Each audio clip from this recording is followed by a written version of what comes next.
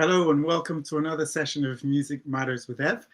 And I'm so pleased for the opportunity to interview this next artist who I first heard and met at the most perfect of settings. Her dulcet tones and apt guitar playing fitted perfectly with the clear blue skies, the warm sunny day, and tens of balloons floating 200 yards above our heads. It was the Ashton Court Balloon Fiesta. So welcome, Priita. Hi. How are you? I'm good. Yeah, that's interesting because I had to go back and be like, when did we first meet? But yeah, it was the Balloon Fiesta. Absolutely. And it was just perfect. It was just perfect. So welcome. Right. Let's dive straight in. Yeah. Priita, when did it all start for you? When did you realize you've got a musical gift you want to share with the world? It was, I think I was 6, and there was nothing else to do really. So I'm from countryside, like rural countryside of Finland, and there's nothing in my hometown. And my cousin played piano, and that's how I got started. I think my cousin started to teach me first. And then I started to take lessons. Yeah, just piano. And then singing came along in primary school, I think. And then when I was a teenager and I wanted to procrastinate and not do my homework at school, I started to play guitar. So I learned to play guitar on my own because I just didn't like math. So yeah, that's how guitar came along. And yeah, and then eventually open mic nights, I guess. Okay. And when did the songwriting start? Maybe I was 20 years old. Okay. And I remember my first song, it took like six months, like a long time, because I thought it has to be perfect. It needs to be perfect. And it's like, it's my first song and it can't be bad. Like, songwriting must be hard. It must be so hard. So it took forever for me to write that one song. But yeah, I think I was 20 or something. Okay, and what about the music scene in Finland? What is it like in comparison to the UK? I would love to tell you, but I do not know. I only know one hometown, and there's one pub in that hometown. There's few bars, but maybe like one pub, only one pub. And there's like few main musicians in that one pub, and that's the only thing I know about Finnish music scene. I don't know. I feel really embarrassed when people ask me about Finland, and I have to confess that I don't know. I've lived here. I moved here immediately after college, and my only experience is that one small town.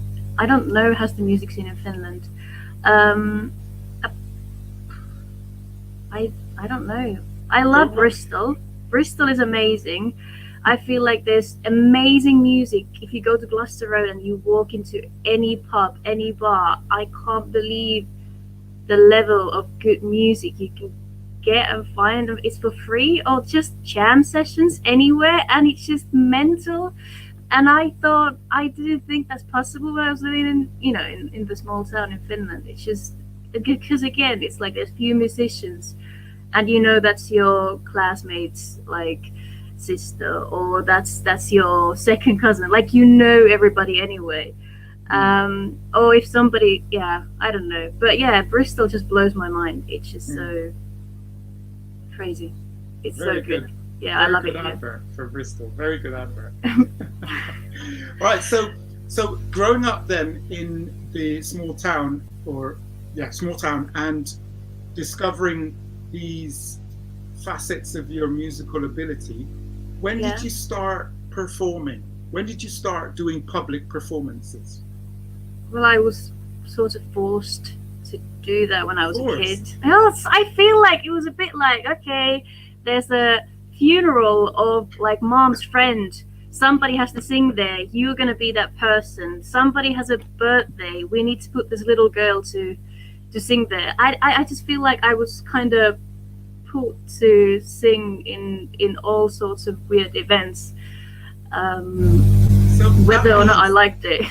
That means then is you were like thrown in at the deep end. I mean, those are serious occasions. Yeah, Funerals. I mean, yeah, I just remember my primary school teacher told me that just look at the back wall. If you're nervous, just stare at the back. I was 7. She says, yeah, stare at the back wall. And my auntie told me that when I was 7 and I was singing. It was some sort of Christmas event. Mhm. I had this dress on and I kept lifting it.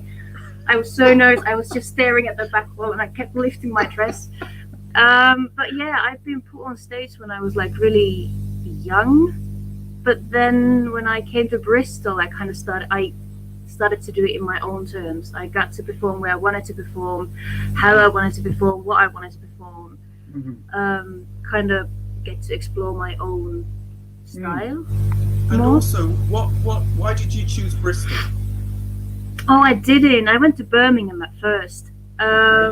Yeah, so when I came to UK, I didn't know anything about UK. I had only been in London. And I wanted to be in a big city, and I just Googled. I didn't want to be in London because that's too expensive. So I Googled second biggest city, and I went to Birmingham, and I was there for a year, and I'm like, I don't like it here. And then I came to Bristol, and it's been really good. I really like it here. It's like Bristol has a little bit of a small town mentality, but it's still huge. There's still like so much to do. There's still so many opportunities, but you can talk to everybody. You can, your neighbors. You can talk to everybody at the bus stop. Everybody's so nice, and yeah, I like Nice. it. And have you been doing, apart from performances, have you made any recordings in the time that you've been playing music? Yeah, but so I feel like I've recorded a lot, but only few ones have come out because I feel like only few ones are good, and I don't really have skills and tools to kind of produce and release the type of music that I really want to, release. So I've done some recordings. They're on YouTube, I think, but maybe in the future I'm able to, release more stuff that I like. That's Yeah. good. That's good. So in terms of your performances, obviously being thrown into the public eye at 7, I mean, it must be a doddle for you when you were performing, especially in all the open mics and gigs in Bristol or around Bristol. You must have been quite at ease. Yeah, I guess so. I mean, of course, like first time ever, I did it in my own terms. It was intense. I just got drunk. I just got drunk and I went on stage. And after that, I realized it doesn't really matter. People don't really care. Is it gonna be good? Is it gonna be bad? If it's bad, nobody cares. If it's good, then people like kind of pay attention more. So eventually, I stopped caring, I guess. But yeah, first time I got on stage in pub. Okay, not when I was 7. When I started to go to open mic nights, I just got drunk. Okay. Yeah, again, not when I was a kid. No, I didn't think so. Yeah. All right. So moving swiftly on then, what happened then, Priita, for you and your music? March last year. What happened? What happened? I don't. Whoa. So last year, before all the craziness, I was actually studying music production at DBS. Because I was like, this is the time. I'm gonna finally record my EP. I'm gonna get the tools to how to do it myself, how to have the control, how to produce it, what to do. And I'm, I got through three quarters of the year, and the last quarter we would have done, whatever we wanted to do, that final major something. And I was planning to record my EP, and lockdown happens. And obviously you can't go to studio. You kind of need a studio to record something, and you just couldn't do it. So yeah, that happened. Kind of sucks. I was like, yeah, now I'm gonna get that EP. I'm gonna record it. I have all this, like a professional equipment. I got everything, and it didn't happen. Yeah. And here we are. Yeah. It's been alright. how have you managed throughout 2020 in terms of your musicality? Obviously your EP was held up, and it's Yeah. still held up. But how did you continue then with some sort of mental defiance to it all? You know, how did you keep going with your music?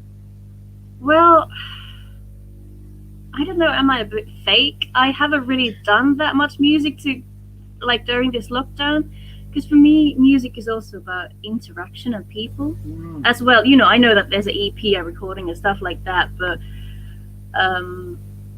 I kind of miss, that's kind of my favorite part, is the people. And I haven't really done anything during lockdown. I have, you know, played guitar a bit. I've done few cover videos. I don't know, have you seen any of those? There was one, my boss came up with the idea. I work in a cafe, and she was like, you know what, how about we did, you know, like cover of I Will Survive, and she rewrote the lyrics, and yeah, it was quite funny video that we did, like a song cover parody of I Will Survive, about like lockdown version. And I had one online gig. Oh, good. It's weird though. Have you done any of those? Like having a gig? I did it here in my bedroom, and it was just a bit odd because there's no people and there's like one little teeny tiny camera. Priita, you're making me laugh because it is odd. It is weird. It is weird. Did you do any songwriting then? Done any songwriting? That's okay. Oh, that's okay. It's okay. Thank you. Like, I got really into dancing during lockdown. Wow. Yeah.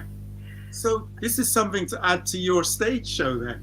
Yeah, I guess so. And hey, dancing is, for me, it is like you express musicality. But you know, so for me, it is something like you get to express yourself. So what do you think of the near future then, in terms of your music? We know there's an EP that's waiting to come out. What someday. General the future. Yeah, I don't know. I guess I can't see the future, right? I can't. I'm happy considering the circumstances. I'm okay mentally. I know lots of people have struggled a lot, so I have really good people around me. And I have things to keep me going.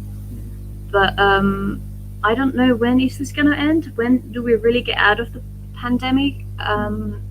So I'm not trying to make too many plans, like, because you don't really know what's gonna happen. I don't really have any plans music wise. If somebody asks me to, you know, like the online gig I did, this interview,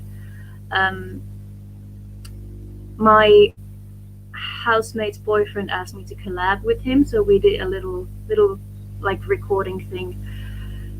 But yeah, I don't really know. There's no EP. Eventually someday there will be an EP. Yeah, of course.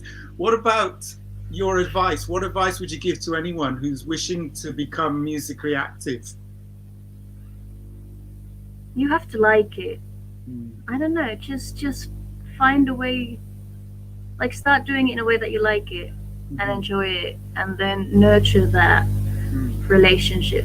I feel like that's a good way to put it. I guess it's a relationship, and you need to nurture it. And I'm neglecting it, and that's bad. At least you're honest. Yeah. Well.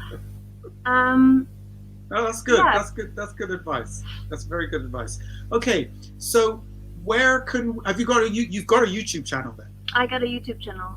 I haven't posted anything in a while. Don't hate me. Ooh. So how can we find it? I'm going to put these details up in the details underneath the interview. But can you just tell us what they are? How can we find you on YouTube? Yeah, I think it's just so I release songs and music and cover videos. But like, it's my first name. My artist name is just my first name, Priita. Okay. Other stuff comes up as well. Apparently, I do have namesakes, but only few, not that many.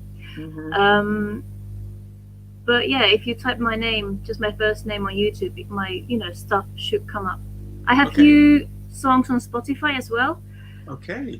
Same thing? Same stage name? Yeah, just by my first name. It's quite rare, even in Finland. So Okay. And yeah, what's the other one? Instagram and Facebook? Facebook, yes. Instagram, I can't use it. I feel old. I tried to make an account. I don't even know how to post anything. It's maybe someday, and I can't even be bothered with it. I have, yeah, I have an Instagram account, but don't try to look for me. I can't use it. Okay. All right. So the final question: if the year 2020 were a human being, Mm. what would you say to him or her? Fine, let's just go with this. Let's try to work together, see where it goes. But after this, we're gonna go our separate ways, all right? But for now, let's work together. Let's sort this out. Let's work together, you know? I like that. That's kind of Yeah. positive. That's cool. Yeah. Well, Rita, thank you for giving us the time to get an insight into you. Yeah, and who thanks for you are. having me. Yeah. Oh, but This is listen, this is just the beginning, because now we know that sometime in the future there's an EP and Yes. there's going to be more gigs and performances. We want Yes. to keep in touch, and so we're going to invite you back again and again and again just to keep up with you. If that's okay with let's you. do that. Yeah, EP. It will be out someday. I'll do it. It's just hard. Okay, Yeah. well, in the meantime, you take care. You too. Thanks. Bye. Bye.